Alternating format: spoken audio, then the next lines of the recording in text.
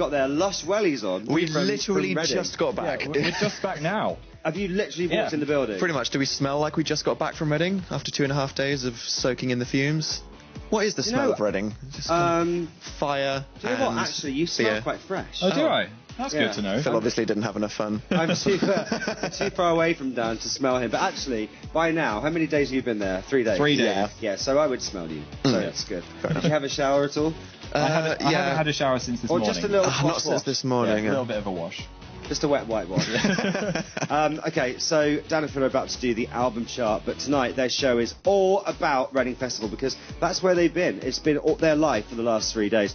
Trying to get as many pop stars in the tent as possible. Yeah, we did something that we referred to as intent of views. So basically, if people want to picture at home a small red 2-man pop-up tent, we then tried to cram as many band members as possible inside the tent and then pelt them with ridiculous questions. And it's hilarious and incredibly awkward. Who was the most awkward, do you think? I think Steele Dan looked very sad in the corner. Steele Dan looked a little bit sad. He was a bit smelly. There was a spider in there with him. He wasn't happy. You told them afterwards that there was a spider in the tent, didn't you? Yeah.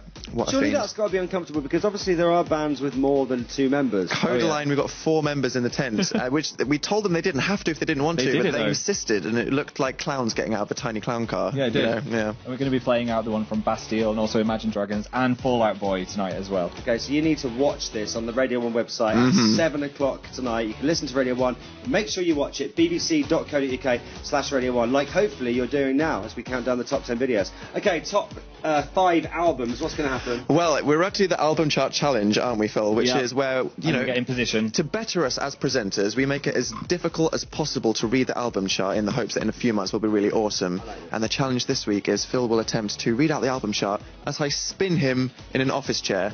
This is going to be interesting to get on the Radio 1 website. He probably feels a bit sick already. Yeah, I feel slightly sick already. How do you handle spinning? Not that well, so don't spin me too many times. Okay, let's do this. It's the album chart challenge. BBC Radio 1. The home of the official album chart. This week's top 5 albums. 5. Up 16 is Stereophonics with Graffiti on the Train.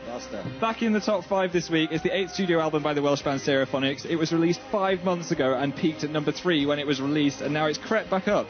It's their first collection of new material since the 2009 album Keep Calm and Carry On, and they start a huge UK arena tour in November. Oh, this feels weird. 4 is new entry John Mayer, Paradise Valley. The album was released this week and has come straight into the top 10.